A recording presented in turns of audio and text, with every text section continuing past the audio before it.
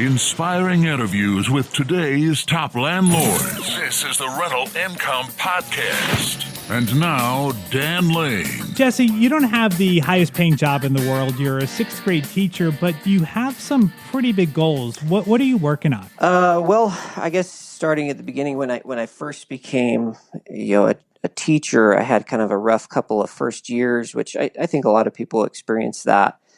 But I just had this thought, like, if you want to ever leave, which I don't know that I ever will at this point in time, I really enjoy it, but I would need to be earning so much cash flow to where I could step away. So for me, that number was around, I guess, $4,000 a month. All right, so $4,000 a month in cash flow is your long-term goal. That's where you're trying to get with your rentals. Where are you right now? Right now, we're just under $1,100. $1,100 a month in cash flow, plus he's living for free in a house hack. Jesse has only been at this for a couple of years. And on the show today, we're going to figure out how he got started and how he got to where he is today.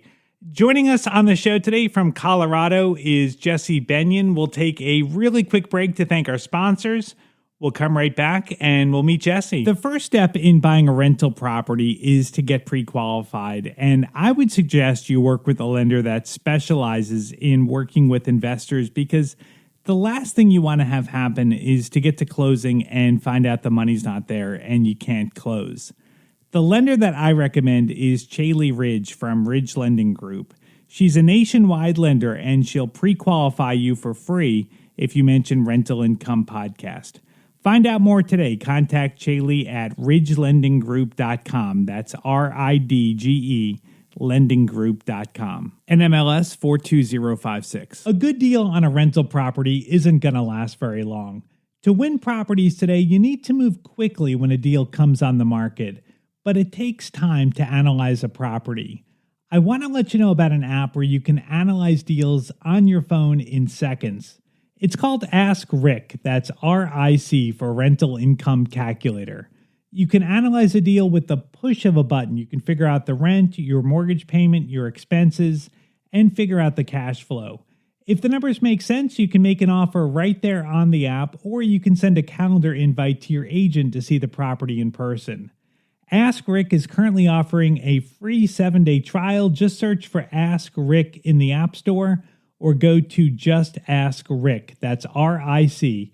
JustAskRick.com. Jesse, why don't we start things off talking about what your portfolio looks like today, and then we'll kind of take a step back and figure out how you got there. Okay. Thanks for having me on. I have a couple of properties just right now, starting small. We have a 4-bed, 2-bath Victorian home that has 2 basement apartments attached to it, both 1 bedroom and a detached garage studio apartment. So that's a 4-plex. That one property, first property, is a 4-plex. And then the second one is a duplex, which is also a 4-bed, 2-bath home, and then a studio apartment that's attached to the side of it. Awesome. Okay. And these 2 properties combined generate about $1,100 a month? Right. Yep. Okay, perfect. All right. Well, let's take a step back and figure out how you got there. Now, the first property you bought wasn't a rental property, but I think this is an interesting story, and I think this is probably a big part of how you were able to get to where you are today. Tell me about that first property you bought. So this is, I've listened to a lot of your shows, and I haven't heard this yet. So this is pretty unique in the fact that maybe somebody out there could use this information that's listening, but there's a program called the Good Neighbor Next Door program, and it's a HUD program, so federal government runs it and does all that, but it's for teachers, policemen, firemen. I think they even expanded it to EMTs, and anybody who's within those professions can put their name in a hat for a local home that's usually placed in a neighborhood that's not the nicest, and they want to kind of build up that area. And if they draw your name out of the hat, basically, you win the lottery, so to speak, you'll get that house at half off. Wow. So literally 50% off, which is pretty amazing. That's incredible. Yeah. And so this is a house that that you have to live there, right? You do. That's the requirement, is that you live there for 3 years after you purchase it. You don't pay any money on the second half of the loan, that 50% that they give you off, but you do need to live there and fulfill that. And if you choose to sell it within those 3 years, then you pay that second half off yourself. So. Wow, that's an incredible program. So you bought that. Now, can you pick any house you want, or do they have certain houses that they have as part of this program? Yeah, I wish you could pick any house you want, but no, they have very specific homes. I don't know necessarily how they choose the homes, but basically they find the neighborhoods that they want to build up. They probably pick a home in there that's been foreclosed on or something. Some are probably more beat up than others, but really it's very slim pickings. You have to kind of go to the website and put your state in, and it'll bring up the specific houses that are available. I was looking the other day, there were really only like 3 or 4 in the whole state of Colorado, so it's a pretty amazing miracle that we were able to get a home at the time we needed it and get half off, and just that whole program is super cool. So. How much did you pay for the house? Well, it was valued at $135, and this is back in probably 2014. It was valued at $135,000. We got it at $67,500, so exactly half. And then with closing costs and everything, our mortgage came to $71,000. That's great. Okay, so you're only making payments, even though the house is $135,000. You're just making your mortgage payments based on half of that, on the $67,500. Right. Right. Wow. Okay. So then this is really cool. So the house appreciated in value and you got half of the mortgage forgiven. So after 3 years, you had a really nice down payment, or a really nice bit of equity built up in that property. Exactly. Right? Yeah. Now, a lot of people, I think, would think, I got this house, I have a really cheap mortgage, I'm set. I'm just going to go about my teaching job and just live your life. Did you ever consider that, or did you think, okay, well, I just hit the lottery here, I've got a lot of money, I want to do something with this? Yeah, I mean, I thought that at times, like just sitting on this would be great, slowly pay it down, or even quickly try to pay it down, but I also have always wanted to be in real estate. I know that real estate provides a great wealth to so many people. I'm kind of an entrepreneurial spirit myself, and that brought a whole new challenge that I wanted to try. So we talked about it for a while. My sister had become a realtor, and so that was probably putting us a little bit more on the radar for selling and stuff. And I remember my wife had gone out of town to Utah, and she was only going to be gone for a weekend. I thought it would be really fun to do kind of a mini makeover on our living room, scrape off the popcorn ceiling and surprise her. And so we did that, and it looked great. We did some paint. We, took off the popcorn ceiling. We even ended up pulling up the carpet and redoing the flooring. That wasn't quite before she got back, but we had a pretty good surprise for her when she came back. Little beknownst to us, we were actually preparing the house to be sold. That wasn't why we did it, but it ended up working out really well. We ended up selling the house at $205,000, and with such little of a down payment or a little of a mortgage, that freed us up for a ton of equity. We found a beautiful Victorian home that was a fourplex that would provide some rental income. Put almost all of that money down on that, and that enabled us to kind of keep going with our goals. That is awesome. Okay, so for the fourplex, you were house hacking the fourplex, right? Yes. And did it work out that you were able to live there for free? We were probably $200 away from living scot-free. Now, one thing that I think is amazing, is that you've got kids and you're living in a 4-unit, and a lot of people think that maybe house hacking sounds like a great idea, but they have kids and they think they can't do it. Did you have like a limiting belief like that you couldn't do this with kids, or were you just so determined to make this work that you just did it? I think we were definitely determined, because there were some painful moments there. We not only do we have kids, but we have 5 kids, and so trying to keep us perfectly quiet, which is not realistic, nor is it healthy for a family to be perfectly quiet. Was hard, and we realized, like, we need to live, and there are people below us that they need to live too, and so it ended up being a great opportunity for us to kind of teach our kids how our actions affect others, but at the same time trying to be lenient as parents and not be so uptight that we shush every second of every footstep or scream or cry or whatever. So yeah, there were some growing pains there, but it was definitely worth it. I think the determination was there, and it's just projected us to the next unit now. So I think a lot of times people think that the tenants are going to be noisy or the tenants are going to be a problem, but it sounds like you guys, the owners, were really probably the ones that were making the noise and causing the trouble, right? yeah, I mean, we tried not to, and I think it worked out great. We had some excellent tenants. We've always seemed to have some excellent tenants. We've even had some, here and there that would text us and say, "Hey, I've got to wake up pretty early. Can you keep it down, or can you keep it down tonight?" And just that good communication kind of helps to prevent any major headaches and things like that. So working well together, but yeah, it worked out great. That's awesome. All right. So then this is really where your story gets interesting, is that you then decided that you wanted to buy another property. And Yeah. so walk me through your thinking on buying the duplex. So a couple of things.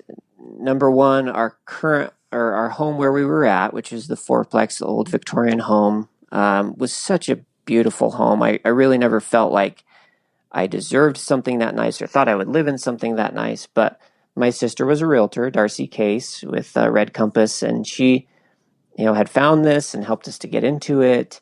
And, we loved it and didn't want to leave it, but it made a lot of sense to leave in the fact that we were living in the biggest part of that fourplex, and that would be a lot of money towards the next property. I knew, my wife kind of knew, we wanted to get to that next property. We want to get, even further down the road, but one step at a time. So we ended up really just kind of looking around. We found one that was about 3 blocks from where we were, and it didn't seem to be selling that fast, and the price kind of kept going down and down. And my sister was able to kind of talk to him, negotiate some good prices, and we were able to get into the duplex at a really good price for the market at the time. So now, when you bought that first property, you had the money from your first house that you used as your down payment. How did you have the down payment for the duplex? We'd been saving, and I think a lot of I do some side things. I work for the Colorado National Guard, and kind of all that money, as well as our teaching extra income that was coming in. Okay. We just put it away, and eventually just saved up enough to where we could have roughly, I think it was $21,000 to $24,000 for that next property. Now, what's really exciting about doing your second house hack is that the first house hack, you were living for almost for free, but now you're renting out the unit that you used to live in. So that must have been huge to have this property that wasn't really making you much money, that now all of a sudden it's producing a lot of money every month. Right. Yeah. That was the biggie. Freeing up that 4-bed, 2-bath enabled us to get, I think we're renting it for roughly $2,000 a month now. And, where we were pretty dang close to being scot-free at the time, that enabled us now to move into the duplex, have all of that mortgage covered, all of the previous mortgage and internet and utilities covered, and then now have a cash flow of just under about $1,100. So wow. So with everything being said and done, you're profiting $1,100 between the two properties. Right. Awesome. I love that. I think that's great. Now, your goal is to get to 4,000 a month. How do you see yourself growing from here to get to 4,000 a month?